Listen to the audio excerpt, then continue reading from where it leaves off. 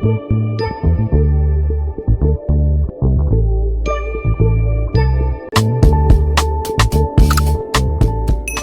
Everyone, स्वागत है आपका आज के इस special one shot biology lecture में, जिसका नाम है cell the building block of life. अगर मैं आपसे पूछूं कि ये बड़ी बड़ी बिल्डिंग्स किस चीज से बनी हैं, तो आप कहेंगे पत्थर और ईंटों से। ठीक उसी तरह चाहे एक छोटी सी चींटी हो, इंसान हो या फिर बड़े बड़े पेड़, ये सभी के सभी एक बहुत छोटी जिंदा ईंट से बने हैं, जिसे हम सेल कहते हैं। और आज के इस लेक्चर में इस सेल के बारे में हम पढ़ेंगे। चैप्टर की शुरुआत एक ऐसे क्वेश्चन से करेंगे जो ह्यूमंस को सेंचुरीज से परेशान कर रहा है, और वो है लाइफ सबसे पहले कहाँ और कैसे शुरू हुई। पहले लोग सोचते थे कि शायद लाइफ ओशंस यानी समंदर के गहरे पानी में शुरू हुई होगी, लेकिन मॉडर्न रिसर्च और साइंटिस्ट बताते हैं कि शायद लाइफ की शुरुआत कहीं जमीन पर ही हुई थी, जैसे जियोथर्मल हॉट स्प्रिंग्स या फिर उबलते हुए मड पूल्स के अंदर, जहां का एनवायरनमेंट लगातार बदलता रहता था। और इसका सबसे बड़ा लाइव प्रूफ हमारे भारत की लद्दाख की पुगा वैली में है। हालांकि वहां का एटमॉस्फेयर बहुत ठंडा है, लेकिन फिर भी वहां ऐसे पानी के गर्म झरने हैं जहां का टेम्परेचर लगभग बॉइलिंग पॉइंट के बराबर है। और आज से लगभग 3.5 बिलियन ईयर्स पहले हमारी अर्थ भी कुछ ऐसी ही गर्म थी। चारों तरफ केओस और उबलते हुए झरने, जिनमें कुछ स्पेशल लाइफ फॉर्म्स जिंदा रहती थी, जिन्हें थर्मोपाइल्स कहते थे। थर्मो यानी टेम्परेचर, पाइल्स माने पसंद करने वाले, यानी ऐसे जीव जो टेम्परेचर को पसंद करते हो। ये सभी ऑर्गेनिज्म एक सिंगल सेल से बने होते थे।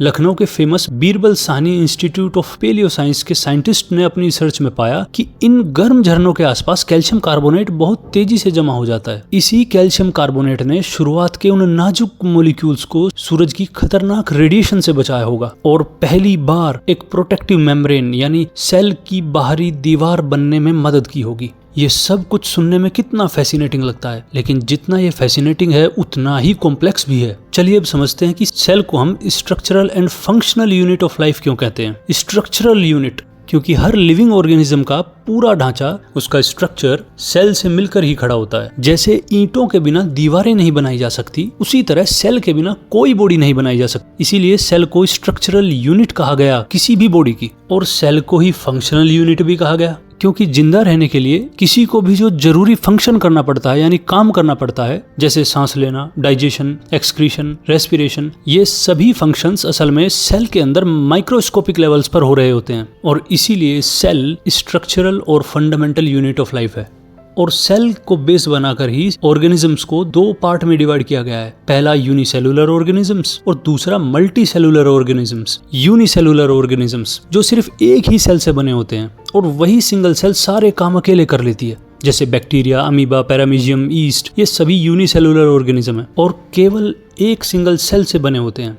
वहीं दूसरी तरफ है मल्टी सेलुलर ऑर्गेनिज्म, जो लाखों करोड़ों सेल से मिलकर बने होते हैं। ऐसे ऑर्गेनिजम्स में सेल को डिवीजन ऑफ लेबर के बेस पर बांटा गया है, यानी अलग अलग सेल को अलग अलग काम दिया गया है। जैसे नर्व सेल, जो काम नर्व सेल कर सकती है वो काम ब्लड के अंदर प्रेजेंट रेड ब्लड सेल नहीं कर सकती। और इसके कुछ एग्जाम्पल हैं, जैसे ह्यूमंस। मल्टी सेलुलर ऑर्गेनिज्म में कोई एक तरह की सेल यानी सिमिलर सेल का एक ग्रुप मिलकर टिश्यू बनाता है, और वही कई सारे टिश्यू मिलकर एक ऑर्गन को बनाते हैं, जैसे लंग्स, हार्ट, ब्रेन, आई। ये सभी एक तरह की सेल इकट्ठा हो जाने के बाद पहले टिश्यू बना और फिर इसी का ही ऑर्गन बन गया, और फिर कई सारे ऑर्गन्स मिलकर एक ऑर्गन सिस्टम तैयार करते हैं, जैसे respiratory system, digestive system, skeletal system, और ये कई सारे सिस्टम मिलकर पूरा ऑर्गेनिज्म तैयार कर देते हैं। तो ये डिफरेंस था यूनिसेलुलर और मल्टी सेलुलर ऑर्गेनिज्म में। Limit of resolution. अब आपके मन में एक जेन्युइन क्वेश्चन आ सकता है, अगर मेरी पूरी बॉडी सेल से ही बनी हुई है तो मुझे हाथ, पैर, नाखून, स्किन पर सेल दिखाई क्यों नहीं देती? इसका आंसर छिपा है आपकी आंखों की कमजोरी में, जिसे साइंस में हम लिमिट ऑफ रिजोल्यूशन कहते हैं। अब लिमिट ऑफ रिजोल्यूशन क्या चीज है, इसे एक एक्सपेरिमेंट से समझते हैं। अगर आप किसी व्हाइट पेपर पर दो डॉट लगाएं और उनके बीच की डिस्टेंस 0.1 मिलीमीटर रखें, तो 25 सेंटीमीटर की दूरी से उन डॉट्स को देखने पर आपको वे डॉट सिंगल दिखाई देंगी। और यही लिमिट ऑफ रिजोल्यूशन है। अगर दो चीजें 0.1 mm से ज्यादा पास आ जाएं, तो हमारी आंखें धोखा खा जाती हैं और उन्हें एक ही चीज मान लेती हैं। और सेल का साइज तो इनसे भी बहुत छोटा है, और इसीलिए हम सेल को अपनी नेकेड आई से नहीं देख सकते। इन्हें देखने के लिए जरूरत पड़ती है माइक्रोस्कोप की। तो चलिए माइक्रोस्कोप और सेल का थोड़ा हिस्टोरिकल बैकग्राउंड भी जानते हैं। 1665 में रॉबर्ट हुक नाम के एक ब्रिटिश साइंटिस्ट ने सबसे पहले अपना खुद का ही एक माइक्रोस्कोप बना लिया था और सबसे पहले सेल को देखने का क्रेडिट भी उन्हीं को जाता है। हालांकि वो सेल डेड सेल थी, लेकिन फिर भी सेल को रॉबर्ट हुक ने ही देखा। उन्होंने पेड़ की छाल से बनी एक कॉर्क की एक बहुत पतली सी सिलाई इसमें देखा, तो उसके अंदर हनी कॉम्ब यानी मधुमक्खी के छत्ते की तरह छोटे छोटे कमरे बने हुए थे और उन्होंने ही इन कमरों को लैटिन लैंग्वेज से एक नाम दिया सेल, जिसे लैटिन लैंग्वेज में एक छोटा कमरा कहते हैं। और अब तो हमारी स्कूल लैब्स में एक लाइट माइक्रोस्कोप या कंपाउंड माइक्रोस्कोप इजीली अवेलेबल है। यह दिखने में जितना कॉम्प्लेक्स लगता है, इसका प्रिंसिपल उतना ही आसान है। यह ग्लास लेंस और विजिबल लेंस की मदद से छोटी छोटी चीजों को कई गुना बड़ा करके दिखाता है। चलिए इसके कुछ बेसिक पार्ट्स के बारे में जानते हैं, जैसे eye piece, objective lens, stage and clips या adjustment knobs. Eye piece microscope का वो पार्ट है जहां हम अपनी आंखें लगाते हैं। नॉर्मली इस लेंस की पावर लगभग 10x होती है, यानी किसी चीजों को 10 गुना बड़ी करके दिखाना। दूसरा पार्ट है ऑब्जेक्टिव लेंस, जो नीचे स्लाइड के ठीक पास होता है। इसकी पावर अलग अलग हो सकती है, जैसे 10x, 40x या 100x। ये लेंस भी मैग्निफिकेशन में ही मदद करता है। स्टेज एंड क्लिप्स, यहाँ हम कांच की एक स्लाइड को रखते हैं और क्लिप से उसे फिक्स कर देते हैं, जिससे स्लाइड हिले ना और हम आसानी से एक्सपेरिमेंट कर सकें। एडजस्टमेंट नोब्स, ये दो तरह की नोब्स हैं। इसे इस तरह देखो कि जैसे ये स्क्रू हैं। इन्हें इमेज पर फोकस करने के लिए बनाया गया है, जिनमें एक कोर्स फोकस नोब है और दूसरी फाइन फोकस नोब। तो अब अगर आपसे कोई पूछे कि माइक्रोस्कोप किसी ऑब्जेक्ट को कितना गुना बड़ा दिखा सकता है, तो उसका फॉर्मूला है बहुत simple, total magnification equals to eyepiece power into objective lens power. यानी अगर कोई आई पीस 10x का है, जो अमूमन 10x का ही होता है, और ऑब्जेक्टिव लेंस भी 10x का है, तो इस केस में टोटल मैग्निफिकेशन हो जाएगी 10 × 10 यानी 100 टाइम्स। अब ऑब्जेक्ट हमें अपने रियल साइज से 100 टाइम्स बड़ी दिखेगी। और अगर अब हम ऑब्जेक्टिव लेंस की पावर को हटाकर 40x कर दें, तो अब टोटल 400 टाइम्स बड़ी इमेज हमें दिखेगी। लेकिन अब भी आपको विजुअलाइजेशन में समस्या हो रही होगी। आप सोच रहे होंगे कि आखिर सेल है कितनी छोटी, इसको विजुअलाइज कैसे किया जाए। इसके लिए हम थोड़ा माइक्रोस्कोपिक स्केल पर यूनिट्स को जानेंगे। जैसे 1 मीटर में 100 सेंटीमीटर होते हैं, उसी तरह 1 सेंटीमीटर में 10 मिलीमीटर होते हैं, यानी 1 मीटर में 1000 मिलीमीटर होंगे। और इसी स्केल को थोड़ा और छोटा करते जाएं तो 1 मीटर में 10⁻⁶ माइक्रोमीटर होते हैं, या फिर 1 माइक्रोमीटर में 10⁻⁻6 मीटर होते हैं।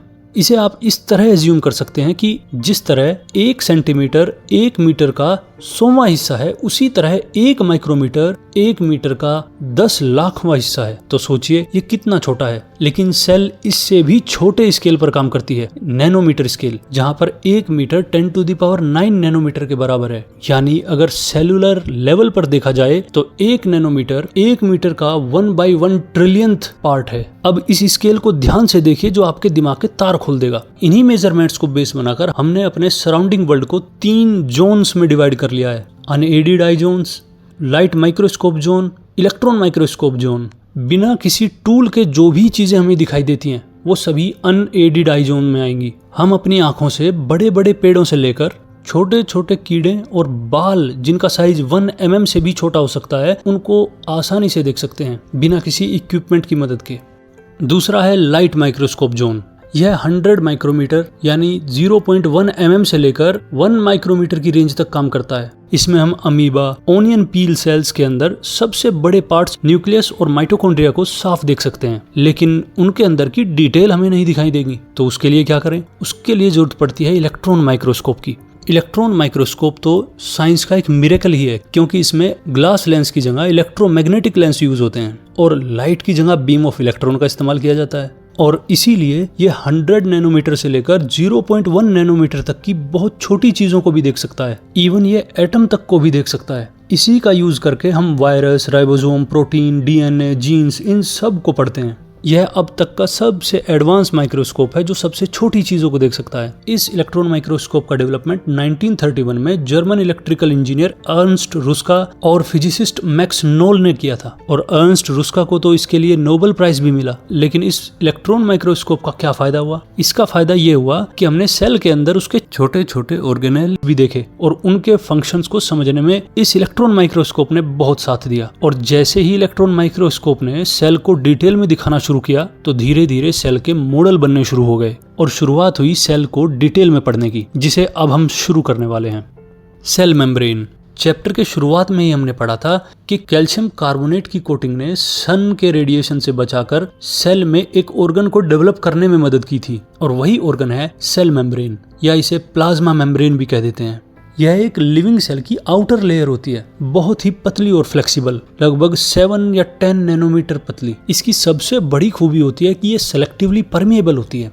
सेलेक्टिवली परमिएबल वर्ड बहुत खतरनाक लगा, लेकिन बहुत आसान है। सेलेक्टिवली परमिएबल यानी मर्जी से किसी को परमिशन देने वाली। यह हर किसी एरे गैरे मॉलिक्यूल को सेल के अंदर बाहर आने जाने नहीं देती। सिर्फ जरूरी चीजें जैसे ऑक्सीजन, पानी, न्यूट्रिएंट्स, उन्हीं को अंदर आने जाने की परमिशन देती है, या फिर सेल के अंदर बनने वाले वेस्ट मटेरियल को बाहर निकलने में मदद करती है। पर ऐसा क्यों? ऐसा इसलिए, अगर ये हर किसी को अंदर आने जाने देगी तो ऐसा भी तो हो सकता है कि कोई हार्मफुल सब्सटेंस बाहर से सेल के अंदर घुस जाए। इसीलिए ये एक सेलेक्टिवली परमिएबल मेम्ब्रेन है जो लिपिड्स और प्रोटीन से मिलकर बनी हुई है। लिपिड को हम सिंपल लैंग्वेज में फैट भी कह देते हैं। जैसा कि हमने पढ़ा कि सेल मेम्ब्रेन लिपिड्स और प्रोटीन से मिलकर बनी हुई है। इसमें लिपिड्स की 2 लेयर होती हैं जिन्हें लिपिड बाइलेयर कहते हैं। असल में लिपिड बाइलेयर भी छोटे छोटे लिपिड मॉलिक्यूल से मिलकर बनी हुई है, और ये लिपिड मॉलिक्यूल, इसमें भी 2 पार्ट हैं, एक स्फेरिकल और एक पूंछ की तरह लंबा सा पार्ट। जो स्फेरिकल पार्ट है उसे हेड कहते हैं, जो हाइड्रोफिलिक है।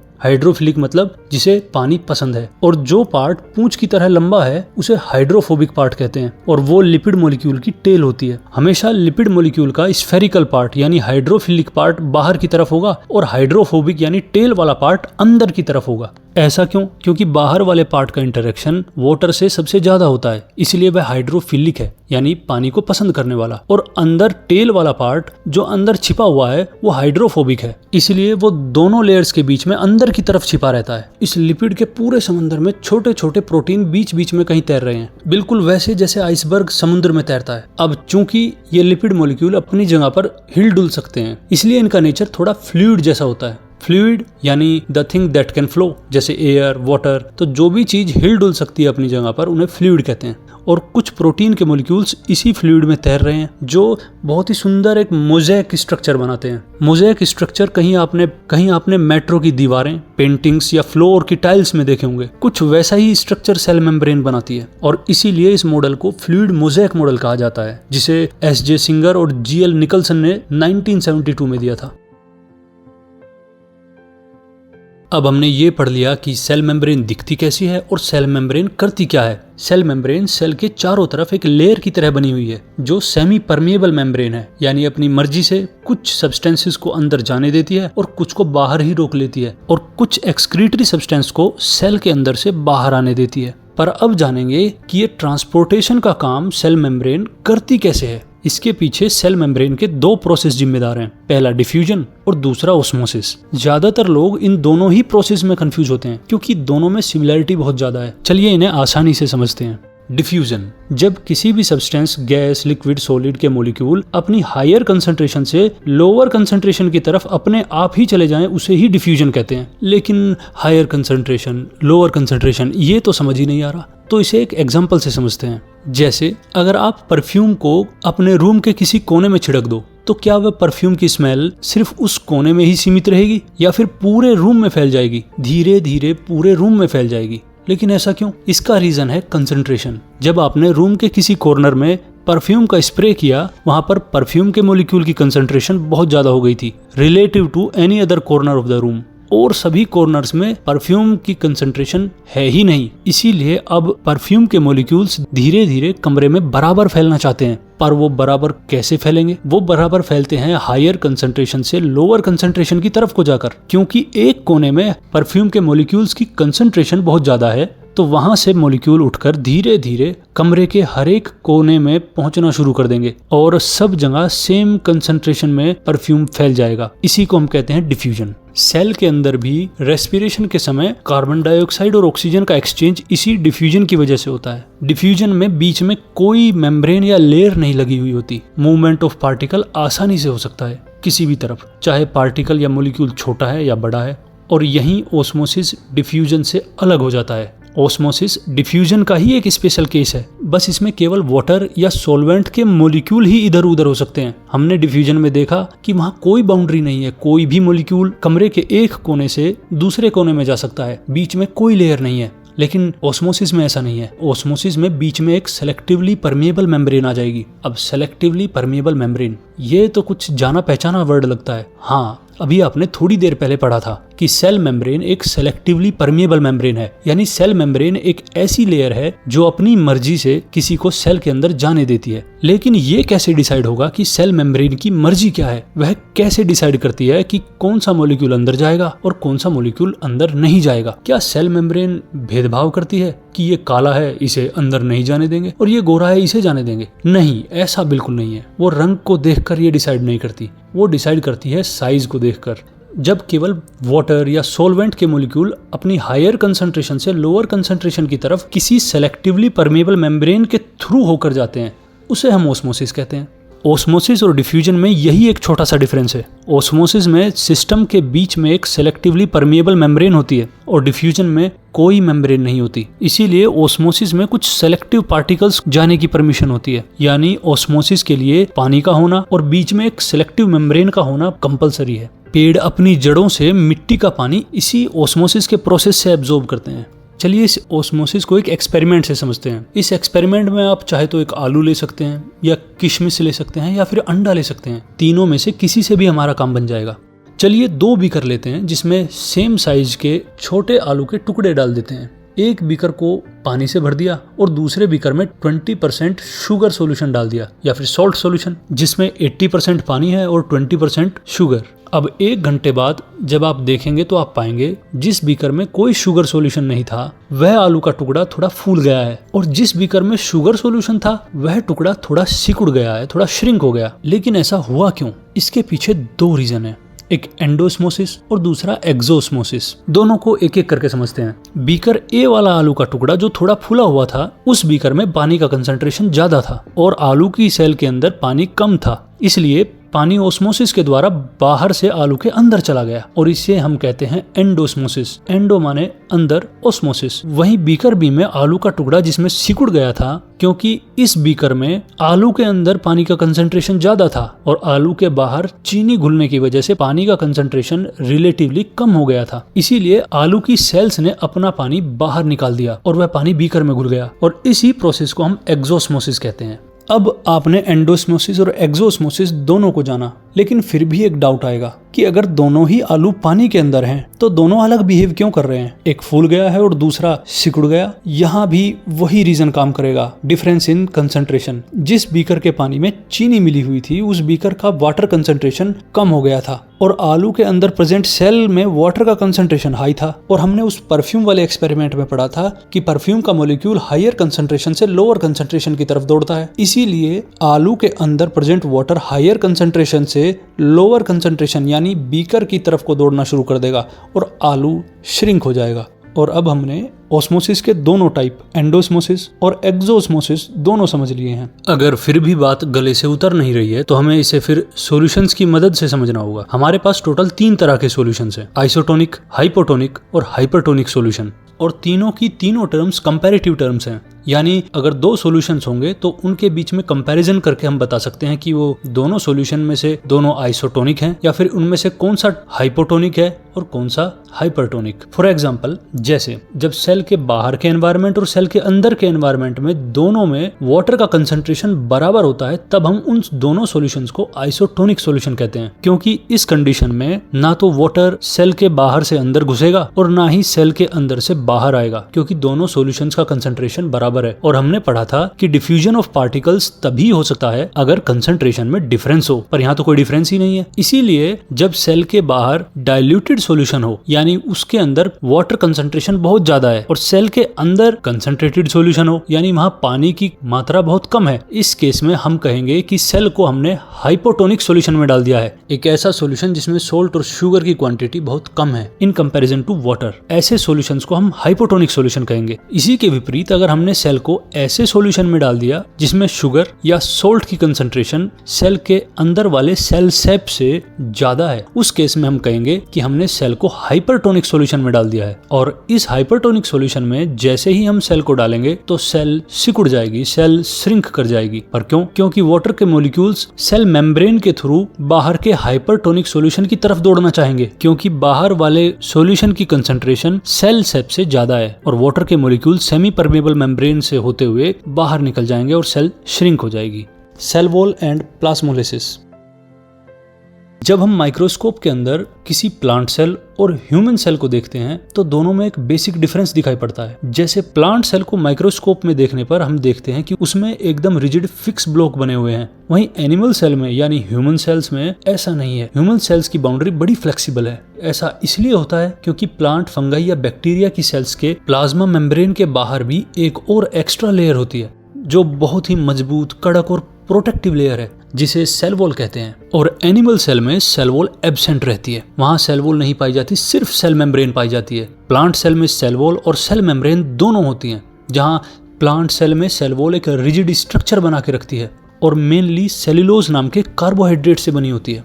सेल्यूलोज जो कार्बोहाइड्रेट है, या हम सिंपल लैंग्वेज में कह देते हैं सेल्यूलोज एक तरह की शुगर है, जिसे हम बाद में पढ़ेंगे। यही सेल वॉल प्लांट्स को मैकेनिकल स्ट्रेंथ देती है ताकि पेड़ पौधे आंधी तूफान में सीधे खड़े रहें। लेकिन एक बात बहुत जरूरी है जो आपको याद रखनी है और बहुत कंफ्यूजिंग भी है। सेलेक्टिवली परमेबल मेम्ब्रेन या प्लाज्मा मेम्ब्रेन कुछ ही चीजों को अपने आर पार जाने देती है, जैसा कि हमने पढ़ा था, लेकिन सेल वॉल फुल्ली परमेबल होती है, यानी हर चीज को आने जाने देती है। यह पानी और उसमें घुले हुए सभी मिनरल्स को बिना रोके टोके आर पार जाने देती है। और इसका फायदा यह होता है कि प्लांट्स डायरेक्टली अपनी रूट्स से ही मिनरल वाटर के थ्रू एब्जॉर्ब कर लेते हैं। और दूसरा फायदा, प्लांट को स्ट्रेंथ भी मिलती है। अब इसी से एसोसिएटेड एक टर्म है प्लाज्मोलिसिस। प्लाज्मोलिसिस को जानते हैं? प्लाज्मोलिसिस, जब हम किसी लिविंग प्लांट सेल को एक हाइपरटोनिक सॉल्यूशन में डाल देते हैं, यानी एक ऐसा सॉल्यूशन जिसमें सोलवेंट यानी अमाउंट ऑफ वाटर कम है और सोल्यूट ज्यादा है। वो सोल्यूट कुछ भी हो सकता है, चीनी या नमक। ऐसे सॉल्यूशन में सेल वॉल अपने जगह से बिल्कुल नहीं हिलती।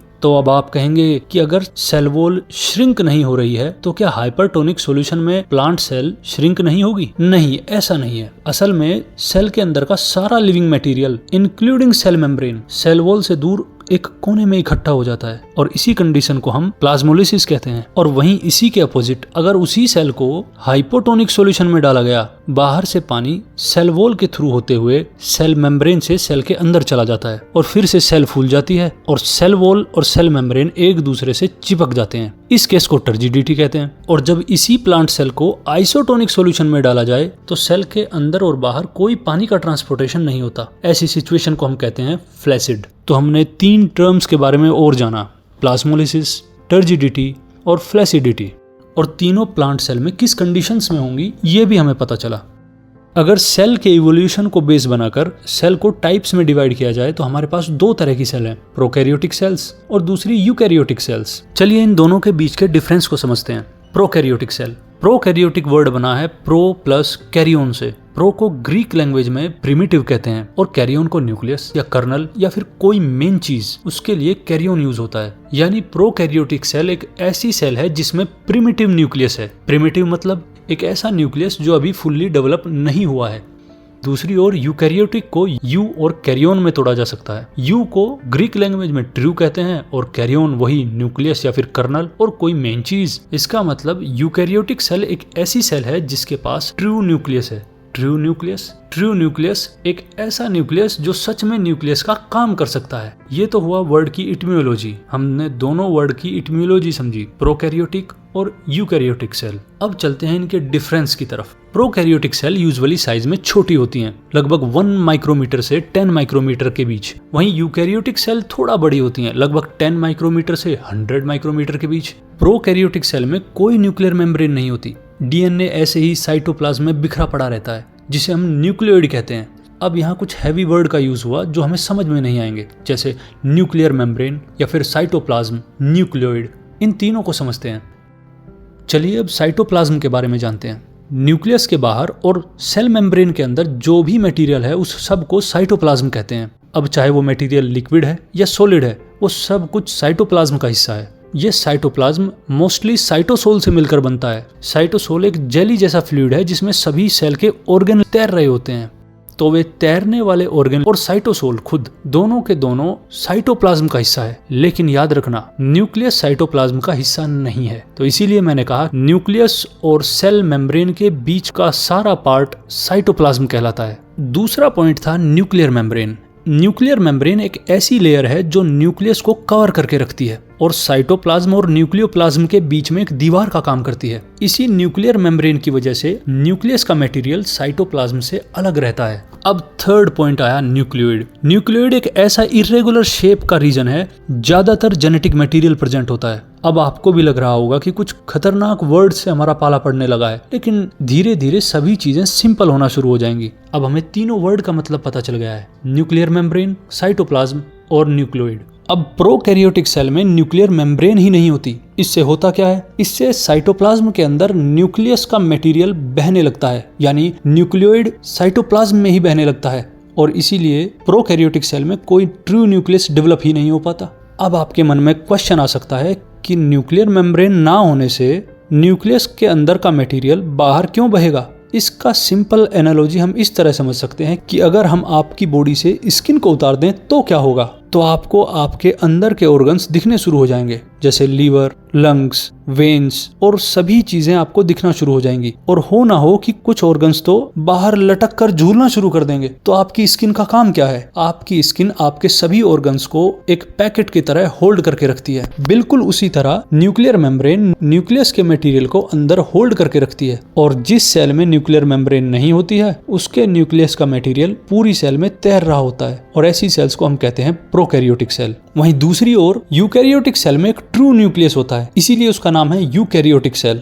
यानी उसके न्यूक्लियस पर एक मेम्ब्रेन होती है जिसके अंदर न्यूक्लियर मटेरियल सेफली एक जगह बंद रहता है। लेकिन इससे फायदा क्या होता है, इससे फायदा यह होता है कि जब हमारे पास एक लेयर बाउंड ऑर्गेनेली हमारे पास है तो वह फंक्शन भी कर सकता है। अगर हमारे पास लेयर बाउंड ऑर्गेनेली ही नहीं है, वह पूरी सेल में बिखरा पड़ा है, तो वह काम कैसे करेगा। इसीलिए यूकैरियोटिक सेल का न्यूक्लियस फुल्ली फंक्शनल होता है और वह पूरी सेल के कंट्रोल सेंटर का काम करता है, जैसे सीपीयू। अगला डिफरेंस है कि प्रोकैरियोटिक सेल में केवल एक सिंगल सर्कुलर क्रोमोसोम होता है, वहीं दूसरी ओर यूकैरियोटिक सेल में मल्टीपल क्रोमोसोम होते हैं। इनफैक्ट ह्यूमंस में तो 23 पेयर ऑफ क्रोमोसोम्स हैं, टोटल 46, जिनकी डिटेल हम बाद में पढ़ेंगे।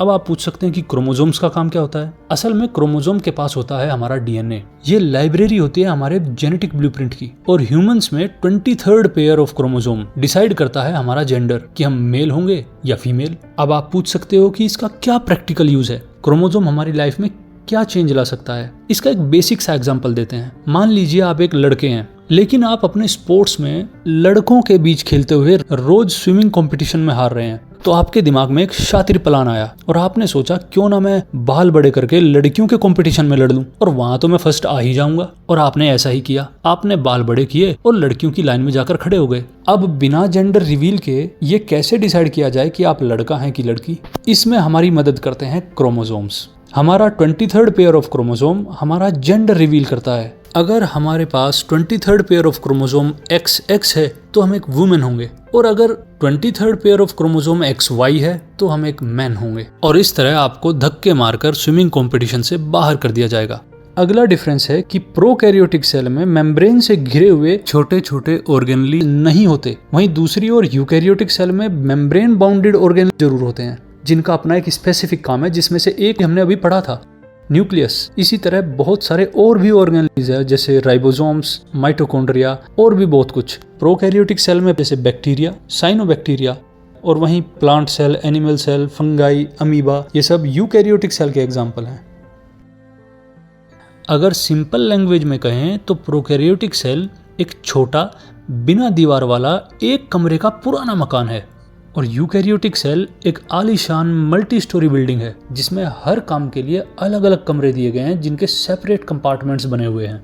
और अब हम कदम रखने जा रहे हैं इस आलीशान बंगले में। जिसका नाम है यूकैरियोटिक सेल। इसे आप एक बहुत ही हाईटेक लिविंग फैक्ट्री की तरह इमेजिन कर सकते हैं कि एक ऐसी फैक्ट्री जो जिंदा है। इस फैक्ट्री के फर्श को आप साइटोप्लाज्म कह सकते हैं, जहां हर काम होता है, क्योंकि उसी फर्श पर हर कमरा बना हुआ है। तो जैसा कि हमने साइटोप्लाज्म के बारे में पहले पढ़ा था कि उसके 2 पार्ट हैं, जिसमें से एक में कुछ पानी और मिनरल घुले हुए हैं जिसे हम साइटोसोल कहते हैं, और दूसरा पार्ट है इसमें तैरने वाले छोटे छोटे सेल के ऑर्गन। जिस तरह हमारी बॉडी में ऑर्गन्स होते हैं, जैसे हाथ, नाक, मुंह, कान, फेफड़ा, ये सब ऑर्गन्स होते हैं हमारी बॉडी के, उसी तरह सेल के पास अलग अलग तरह के ऑर्गन्स होते हैं। जैसे किसी फैक्ट्री में एक मैनेजर होगा जो काम को मैनेज करता होगा, कुछ वर्कर होंगे जो काम कर रहे होंगे, कुछ सफाई कर्मचारी जो साफ सफाई करते हैं पूरी फैक्ट्री की, और कुछ गार्ड भी होते हैं जो पहरा देते हैं, जो प्रोटेक्ट करते हैं फैक्ट्री को। इसी तरह सेल के अंदर भी डिवीजन ऑफ लेबर होता है, उसके अंदर भी काम बटा हुआ है, हर किसी को अलग काम दिया गया है। चलिए इस लिविंग फैक्ट्री के हर एक पार्ट को जानने की कोशिश करते हैं। तो चलिए सबसे पहले मिलते हैं इस फैक्ट्री के मालिक से, यानी न्यूक्लियस से। जिस तरह हर कंप्यूटर के पास अपना एक सीपीयू होता है, उसी तरह हर सेल के पास अपना न्यूक्लियस होता है। इसे सेल का ब्रेन या डायरेक्टर भी कहा जाता है। जिस तरह हमारे पास ब्रेन होता है, ये भी सेल का ब्रेन ही है, क्योंकि ये सेल के अंदर कब, क्या और कैसे बनेगा, ये सारे ऑर्डर्स न्यूक्लियस ही देता है। इस फिगर को ध्यान से देखिए, ये न्यूक्लियस की फिगर है जिसमें चारों तरफ एक डबल लेयर की बाउंड्री बनी है, जिसे हम न्यूक्लियर मेम्ब्रेन कहते हैं, जो साइटोप्लाज्म से न्यूक्लियोप्लाज्म को अलग रखती है। इसी मेम्ब्रेन में छोटे छोटे छेद होते हैं जिन्हें न्यूक्लियर पोर्स कहा जाता है, जिनसे जरूरी मटेरियल न्यूक्लियस के अंदर और बाहर आ जा सकता है। इसके अंदर एक गाढ़ा लिक्विड भी होता है जिसे हम न्यूक्लियोप्लाज्म कहते हैं, और इसी न्यूक्लियोप्लाज्म को न्यूक्लियर मेम्ब्रेन साइटोप्लाज्म से अलग रखती है। इन दोनों के बीच में न्यूक्लियर मेम्ब्रेन ही रहती है जो इन दोनों को सेपरेट करती है, साइटोप्लाज्म और न्यूक्लियोप्लाज्म को। इसी न्यूक्लियस के अंदर एक गोल डार्क डेंस बॉडी होती है जिसे न्यूक्लियोलस कहते हैं, और न्यूक्लियोलस का मेन काम राइबोसोम्स को बनाना है। राइबोसोम्स भी सेल का ही एक पार्ट है और बहुत ही क्रूशियल पार्ट है। राइबोसोम ही सेल के अंदर प्रोटीन सिंथेसिस में मदद करता है, लेकिन इसे बाद में डिटेल में पढ़ेंगे। अब सबसे इंपॉर्टेंट पार्ट, न्यूक्लियस के अंदर धागे जैसा उलझा हुआ एक जाल फैला हुआ है जिसे क्रोमेटिन मटेरियल कहते हैं। जब सेल नॉर्मल होती है तो क्रोमेटिन मटेरियल इसी थ्रेड लाइक स्ट्रक्चर की तरह दिखाई देता है, बिल्कुल उलझा हुआ। लेकिन जब सेल डिवाइड होने वाली होती है तो ये धागे जैसा दिखने वाला क्रोमेटिन मटेरियल इकट्ठा होकर छोटी छोटी रोड्स में टूट जाता है और क्रोमोसोम्स में बदल जाता है। लेकिन क्रोमोसोम में बदलना भी इतना आसान प्रोसेस नहीं है। इसे क्रोमोसोम में बदलने के लिए डीएनए 8 हिस्टोन प्रोटीन के मॉलिक्यूल्स को एक साथ लपेटकर क्रोमोसोम को बनाता है। डीएनए हमारा जेनेटिक मटेरियल होता है जिसके पास हमारी लाइफ का ब्लूप्रिंट होता है, और डीएनए भी छोटे छोटे फंक्शनल टुकड़ों से मिलकर बना है जिन्हें हम जीन्स कहते हैं। यही जीन्स रेस्पॉन्सिबल हैं कि हमारे अंदर हमारे माता पिता के कैरेक्टर आ जाते हैं। जब हमें कोई कहता है कि आप अपने पिता जैसे दिखते हो, इसका मतलब है कि हमने अपने पिता से वो कैरेक्टर जीन के थ्रू ही लिया है जो डीएनए में प्रेजेंट है। डीएनए की फुल फॉर्म आप याद रख सकते हैं, डीऑक्सीराइबो न्यूक्लिक एसिड, बड़ी इंपॉर्टेंट है।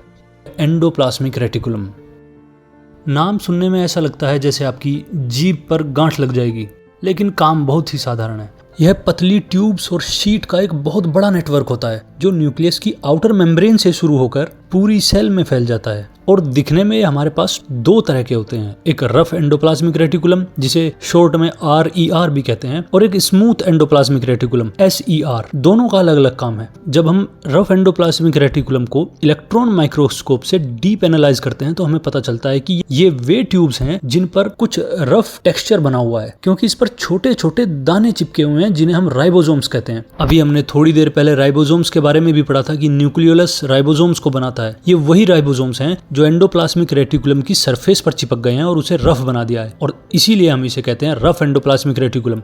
और हमने ये भी पढ़ा था कि राइबोसोम ही प्रोटीन सिंथेसिस करता है। अगर राइबोसोम प्रोटीन सिंथेसिस करता है और एंडोप्लाज्मिक रेटिकुलम पर चिपक कर उसे रफ एंडोप्लाज्मिक रेटिकुलम भी बना रहा है, तो इसका मतलब है कि रफ एंडोप्लाज्मिक रेटिकुलम का काम भी प्रोटीन सिंथेसिस ही है। और दूसरा है स्मूथ एंडोप्लाज्मिक रेटिकुलम। इन ट्यूब्स की सरफेस पर कोई राइबोसोम नहीं चिपका होता, ये दिखने में एकदम स्मूथ होती हैं, और मेनली इनका काम लिपिड्स यानी फैट बनाना होता है।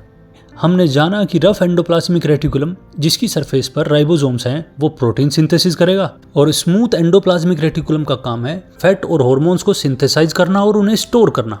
हमने देखा कि एंडोप्लाज्मिक रेटिकुलम हमारी फैक्ट्री में अब प्रोटीन और फैट बना रहा है, लेकिन ये सीधा यूज नहीं हो सकता। इस प्रोटीन और फैट को पैकेजिंग और फिनिशिंग की जरूरत होती है, और इस काम को संभालता है गोल्जी अपैरेटस। गोल्जी अपैरेटस की डिस्कवरी कैमिलो गोल्जी ने एक उल्लू के नर्व सेल में की थी। ये दिखने में पैरेलल मेम्ब्रेन के कुछ पैकेट जो एक के ऊपर एक पैरेलली रख दिए गए हों, कुछ ऐसी दिखाई देती है, जैसा आप इस फिगर में देख सकते हैं, जिन्हें सिस्टर नहीं कहते हैं। और कई सारे सिस्टर ने एक के ऊपर एक पैरेलल रखे जाएं तो ये पूरी के पूरे ऑर्गन को गोल्जी अपैरेटस कहा जाएगा। और यही गोल्जी अपैरेटस सेल के पोस्ट ऑफिस का काम करता है। जैसे एंडोप्लाज्मिक रेटिकुलम से आने वाले प्रोटीन, फैट और जो भी सामान वह बनाता है उसको मॉडिफाई करता है, पैक करता है और छोटी छोटी थैलियां जिन्हें वेसिकल्स कहते हैं उनमें पैक करके सेल से अंदर और बाहर ले जाने का काम करता है। इसीलिए इसे सेल का पोस्ट ऑफिस भी कहा जाता है। लेकिन गोल्जी बॉडी से ही एक बहुत ही खास और खतरनाक ऑर्गेनली जन्म लेता है जिसे हम कहते हैं लाइसोसोम। अब इसका काम समझते हैं। असल में जब हम कोई काम करते हैं तो उसे करते समय कुछ वेस्ट मटेरियल बच जाता है। इसी तरह सेल जब प्रोटीन या फैट सिंथेसाइज करती है तो कुछ वेस्ट मटेरियल बच जाता है। तो वह कहाँ जाएगा? वह तो सेल के अंदर ही रहेगा। तो उसका क्या करें? उसमें मदद करता है हमारा लाइसोसोम। लाइसोसोम मेम्ब्रेन से घिरा हुआ एक छोटा सा पैकेट है जिसके अंदर बहुत ही पावरफुल डाइजेस्टिव एंजाइम भरा हुआ है। यह एंजाइम इतना स्ट्रॉन्ग है कि किसी भी ऑर्गेनिक मटेरियल को डाइजेस्ट कर सकता है और इसी का काम है सेल में आई हुई गंदगी की सफाई करना। कोई भी बाहर से बैक्टीरिया आए या सेल का कोई ऑर्गन पुराना होकर खराब हो जाए तो लाइसोसोम उसे खाकर पचा जाता है और सेल के अंदर से वेस्ट मटेरियल का खात्मा करता रहता है। लेकिन एक रेयर कंडीशन में इसे सेल का सुसाइड बैग भी कहा जाता है। क्यों? क्योंकि अगर कभी भी पूरी सेल ही डैमेज हो जाए और बूढ़ी हो जाए, काम करने के लायक ना बचे, तो ये लाइसोसोम का पैकेट खुद को ही अंदर फाड़ लेता है और इसके सारे एंजाइम बाहर निकलकर पूरी सेल को डाइजेस्ट कर जाते हैं। यानी ये सेल को सुसाइड करा देता है। लेकिन सुसाइड की कंडीशंस क्या हो सकती हैं? सुसाइड की कंडीशन है कि सेल काम नहीं कर रही, और अगर कोई सेल काम नहीं कर रही तो वो बॉडी के लिए किसी काम की नहीं है, या फिर सेल के अंदर कोई फॉरेन बैक्टीरिया, वायरस कुछ ऐसा घुस गया है जो सेल को खराब कर सकता है, और तो और वो पड़ोसी सेल को भी खराब कर सकता है। ऐसे केस में सुसाइड बैग खुद को फाड़कर पूरी सेल को ही डैमेज कर देता है, जिससे जो बैक्टीरिया सेल के अंदर एंट्री भी किया होगा वो खुद भी मर जाता है और पूरी सेल को बॉडी की इक्वेशन से गायब ही कर देता है। और इस तरह ये पूरी सेल को क्लीन और हेल्दी रखता है। माइटोकॉन्ड्रिया। माइटोकॉन्ड्रिया को सेल का पावर हाउस भी कहा जाता है क्योंकि ये लगातार एनर्जी सप्लाई करता है। सोचिए इस बात को, ये सेल जो एक फैक्ट्री की तरह है, इसे एनर्जी की भी तो जरूरत है और ये एनर्जी जनरेट करने का काम माइटोकॉन्ड्रिया ही करता है और इसीलिए इसे power house of the cell कहते हैं। एक बार इसके स्ट्रक्चर को ध्यान से देखिए। एग्जाम में इसका डायग्राम बहुत बार पूछा जाता है। हर ऑर्गन को हमने मेम्ब्रेन बाउंड स्ट्रक्चर कहा है, यानी हर किसी के पास एक मेम्ब्रेन होगी और उसके अंदर उसका मटेरियल। लेकिन इसके पास डबल मेम्ब्रेन होती है, एक आउटर मेम्ब्रेन और एक इनर मेम्ब्रेन। आउटर मेम्ब्रेन बहुत स्मूथ होती है और उसमें बहुत सारे छोटे छोटे छेद होते हैं, लेकिन इनर मेम्ब्रेन उसमें तो बहुत सारे प्रोट्रूडिंग पार्ट्स होते हैं और बहुत सारे टेढ़े मेढ़े तोड़ मोड़ होते हैं जिन्हें क्रिस्टे के नाम से जाना जाता है। लेकिन एक क्वेश्चन, इस माइटोकॉन्ड्रिया के अंदर इतने मोड़ क्यों हैं और इन क्रिस्टे की क्या जरूरत थी? क्योंकि इस ऑर्गन के अंदर सेलुलर रेस्पिरेशन के लिए काफी ज्यादा एरिया चाहिए था। ज्यादा एरिया डेवलप करने के लिए ज्यादा मोड बनाने पड़ेंगे और इसीलिए जितने ज्यादा मोड होंगे उतना बड़ा सरफेस एरिया होगा। और इसी इंटरनल पार्ट में जो भी हम खाना खाते हैं उसको ऑक्सीजन की हेल्प से वहां तोड़ा जाता है और इस पूरे प्रोसेस में एनर्जी रिलीज होती है और यही एनर्जी सेल के अंदर एक मॉलिक्यूल की फॉर्म में स्टोर भी हो जाती है। उस मॉलिक्यूल का नाम है एटीपी,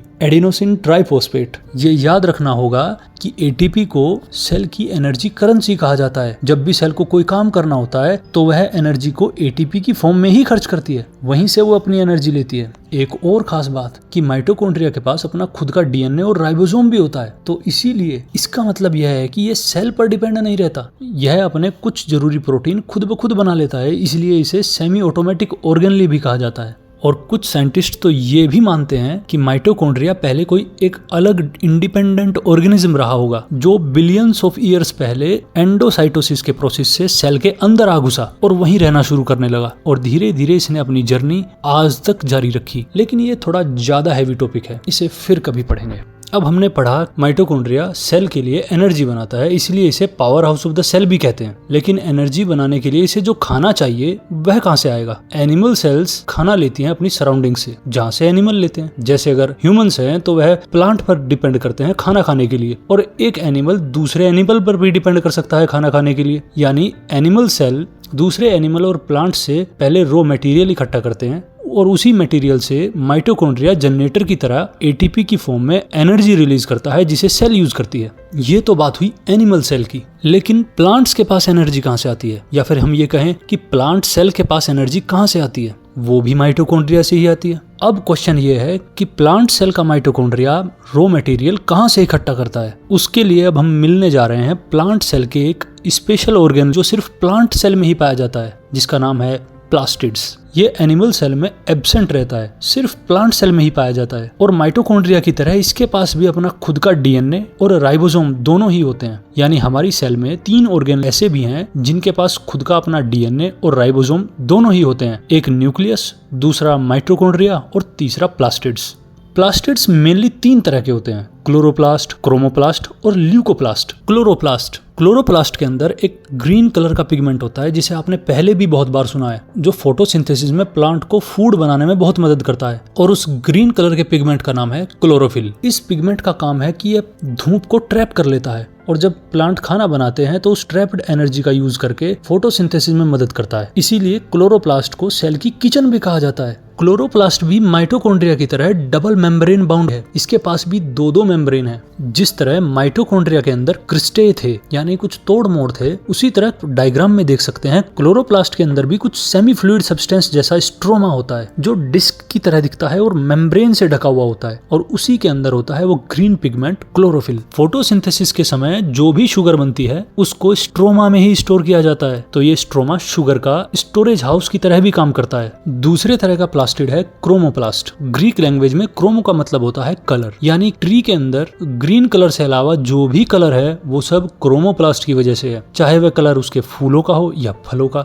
जैसे हम देखते हैं प्लांट्स पर yellow, orange, blue, red colour के फ्लावर्स, इन सब को कलर क्रोमोप्लास्ट से ही मिलता है, चाहे अब वो फ्लावर हो या फिर फ्रूट। पर आपके मन में क्वेश्चन आ सकता है कि आखिर कलर्स की जरूरत ही क्या है? असल में ये ब्राइट कलर मदद करते हैं पोलिनेशन में, क्योंकि ये अट्रैक्ट करते हैं मधुमक्खियों को या फिर पोलिनेटिंग एजेंट्स को, जो पोलिनेशन के लिए फ्लावर के पास से जरूरी पोलन ग्रेन का ट्रांसफर करते हैं। तो ये सभी कलर एक्सेप्ट ग्रीन प्लांट के अंदर क्रोमोप्लास्ट की वजह से आते हैं। अब तीसरा प्लास्टिड बचा है ल्यूकोप्लास्ट। ल्यूको का ग्रीक लैंग्वेज में मतलब होता है व्हाइट। इनके पास कोई पिगमेंट नहीं होता, ये व्हाइट कलर का होता है या फिर ट्रांसपेरेंट, जो किसी कलर के लिए रेस्पॉन्सिबल नहीं है। तो फिर ल्यूकोप्लास्ट का काम क्या है? असल में ल्यूकोप्लास्ट फूड मटेरियल जैसे स्टार्च, ऑयल और प्रोटीन को स्टोर करने का काम करता है। ल्यूकोप्लास्ट प्लांट के उन हिस्सों में होता है जो जमीन के नीचे होते हैं, इसीलिए इसका कलर भी व्हाइट होता है, क्योंकि जमीन के नीचे तो किसी कलर की जरूरत ही नहीं है। इसीलिए यह पाया जाता है जड़ों में, जैसे आलू। ये स्टार्च, लिपिड या फैट और प्रोटीन ग्रेन्यूल्स को स्टोर करके रखता है, जैसा कि हमने पहले कहा था। Vacuoles, the ultimate store room. अब इस सेल की फैक्ट्री का सारा एक्स्ट्रा सामान, पानी और वेस्ट मटेरियल को स्टोर करने के लिए एक बड़ा सा स्टोर रूम चाहिए, और इस स्टोर रूम का काम करता है वैक्यूल। ये भी एक आउटर मेम्ब्रेन से बना हुआ है और अंदर से एम्प्टी है। लेकिन एम्प्टी क्यों? असल में ये हमेशा एम्प्टी नहीं रहता, ये स्टोरेज का काम करता है, इसीलिए ये खाली रहता है। जब स्टोरेज की जरूरत पड़ती है तो एक्स्ट्रा सामान इसमें डाल दिया जाता है। प्लांट सेल और एनिमल सेल में वैक्यूल्स को लेकर एक बहुत बड़ा अंतर है, जो एग्जाम में अक्सर पूछा जाता है। प्लांट सेल के बीचों बीच एक बहुत बड़ा और परमानेंट सेल वैक्यूल होता है, जो कभी कभी सेल का 50 से 90% तक का स्पेस घेर लेता है। इसके इतने बड़े साइज के कारण न्यूक्लियस भी खिसक कर एक कोने में चला जाता है, और इस सेंट्रल वैक्यूल के अंदर एक खास लिक्विड भरा होता है जिसे हम सेल सेप कहते हैं। और यही सेल सेप प्लांट सेल के अंदर से एक प्रेशर देता है बाहर की सेल वॉल की तरफ, जिस वजह से प्लांट सेल फूली रहती है, और इसी को हम टर्जिडिटी या फिर रिजिडिटी कहते हैं, जिसे हमने पहले भी पढ़ा था प्लाज्मोलिसिस और टर्जिडिटी वाले टॉपिक में। अगर पौधे को पानी ना दिया जाए तो यह वैक्यूल सिकुड़ जाता है और धीरे धीरे पौधा मुरझाने लगता है। यानी वैक्यूल प्लांट के अंदर एक वाटर टैंक का काम भी करता है। और यहीं इसके उलट एनिमल सेल में वैक्यूल बहुत ही छोटे छोटे और टेम्परेरी होते हैं, और पूरी सेल में यहाँ वहाँ बिखरे रहते हैं। हमारा नेक्स्ट टॉपिक है how cell divide, mitosis versus meiosis.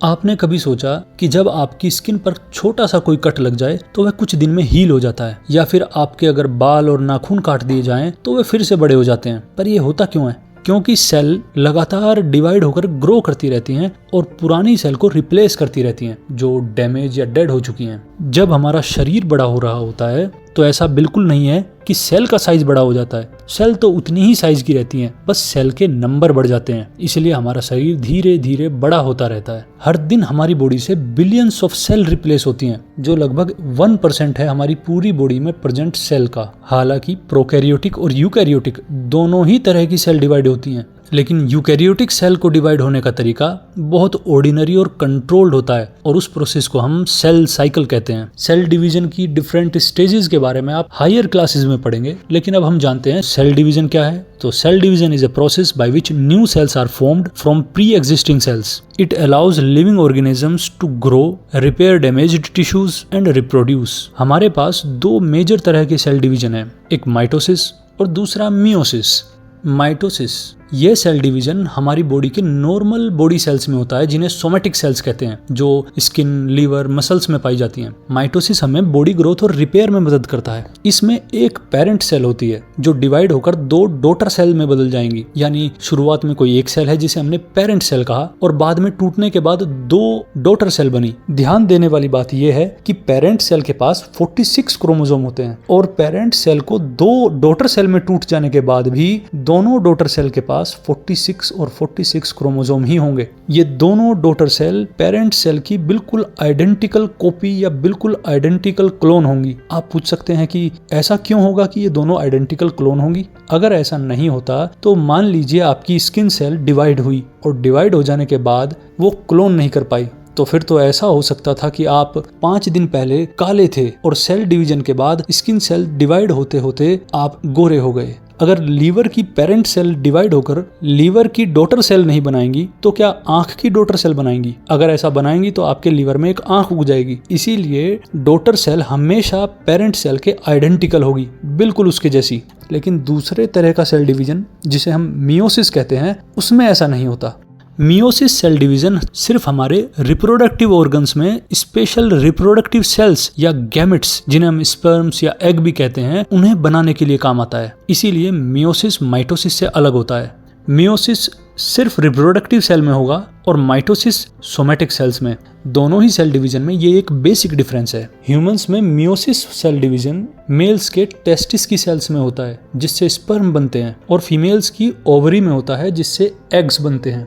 इस सेल डिवीजन में एक पेरेंट सेल लगातार 2 बार डिवाइड होती हैं और कुल 4 डॉटर सेल बनाती हैं। लेकिन यहाँ एक ट्विस्ट है, बनने वाली चारों सेल्स के क्रोमोसोम का नंबर पेरेंट सेल के क्रोमोसोम के बिल्कुल आधा होता है। यानी अगर पेरेंट सेल में 46 क्रोमोसोम थे तो गैमेट्स में सिर्फ 23 क्रोमोसोम रह जाएंगे। ऐसा इसलिए होता है क्योंकि 23 क्रोमोसोम एक गैमेट में मिले हैं, यानी मेल गैमेट में 23 क्रोमोसोम, और ऐसे ही 23 क्रोमोसोम फीमेल गैमेट सेल से भी आएंगे। और जब दोनों के दोनों इन्फ्यूज होकर एक न्यू बोर्न बेबी को जन्म देंगे तो उसके पास टोटल 46 नंबर ऑफ क्रोमोसोम्स हो जाएंगे। और यही कारण है कि एक बच्चे के सभी फीचर्स उसके माता पिता से नहीं मिलते, कुछ माँ से मिलते हैं और कुछ पिता से, क्योंकि बच्चे की सेल्स उसके पेरेंट्स की एग्जैक्ट कॉपी नहीं है।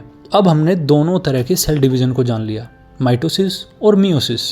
अब इसको देखकर आपको लग रहा होगा कि सेल डिवीजन तो एक बोन है, एक वरदान है। अगर सेल डिवीजन ना हो तो हम ग्रो ही नहीं कर पाएंगे, क्योंकि माइटोसिस हमें ग्रो करने में मदद करता है और मियोसिस रिप्रोडक्शन में मदद करता है। तो अगर सेल डिवीजन नहीं हुआ तो बड़ी समस्या हो जाएगी। बिल्कुल सही, लेकिन सेल डिवीजन बून और कर्स दोनों ही है। अगर बॉडी में बिना किसी कंट्रोल के माइटोसिस लगातार होने लगे तो सेल अनकंट्रोल्ड ट्यूमर बन जाता है, जिसे हम कैंसर कहते हैं। और अगर मियोसिस में कोई गड़बड़ी हो जाए तो होने वाले बच्चे में कोई जेनेटिक डिसऑर्डर हो सकता है। और इसीलिए सेल डिवीजन वरदान और अभिशाप दोनों ही है। सेल थ्योरी, इसे 3 महान साइंटिस्ट ने मिलकर दुनिया के सामने रखा था। साल था 1838। एक जर्मन बोटनिस्ट, नाम आप देखकर पढ़ सकते हैं, मैं नहीं पढ़ सकता, जिसने कहा था कि सारे पेड़ पौधे सेल्स से मिलकर बने हैं। ठीक अगले ही साल 1839 में एक और जर्मन जूलॉजिस्ट, जिसका नाम आप फिर से पढ़ सकते हैं, ने कहा था कि सारे जानवर भी सेल से मिलकर बने हैं और सेल मेम्ब्रेन उनकी आउटर मोस्ट कवरिंग है। और फिर इन दोनों ने मिलकर सेल थ्योरी दी। लेकिन इस थ्योरी में एक कमी थी। यह थ्योरी यह नहीं बता पा रही कि नई सेल्स आती कहां से हैं। तब ईयर 1855 में रुडोल्फ विर्चाउ ने एक लैटिन फ्रेज दिया, ओमनिस सेलुला ए सेलुला। इसका मतलब था कि all cells arises from pre existing cells, यानी नई सेल्स पुरानी सेल्स के डिवाइड होने से ही पैदा होती हैं। और अब एंड में एक कंसेप्ट और समझते हैं, प्रोग्राम्ड सेल डेथ, PCD। हमारी सेल्स इमोर्टल नहीं है, वे अमर नहीं है। उनके अंदर एक इनबिल्ट टाइमर होता है, जब उनकी लाइफ स्पेन खत्म हो जाता है तो वे खुद को ही सुसाइड करके डिस्ट्रॉय कर लेती हैं ताकि बॉडी प्रॉपरली फंक्शन कर सके। इसका बेस्ट एग्जांपल है जब किसी मदर के वूम्ब में बेबी डेवलप हो रहा होता है, तब शुरुआत में उसके हाथ बत्तख के पैरों जैसे दिखाई देते हैं, यानी कोई स्पेसिफिक फिंगर्स नहीं दिखाई देती, लेकिन उंगलियों की बीच की वो एक्स्ट्रा स्किन सेल्स इसी प्रोग्राम्ड सेल डेथ यानी पीसीडी के जरिए खुद को खत्म कर लेती हैं, जिसकी वजह से हमारी उंगलियां अलग अलग और सुंदर शेप में आ जाती हैं। तो फाइनली फिनिश हुआ हमारा क्लास 9th का बायोलॉजी का chapter cell the building block of life. मुझे पूरा यकीन है कि अब आपका एक एक कंसेप्ट क्रिस्टल क्लियर हो गया होगा।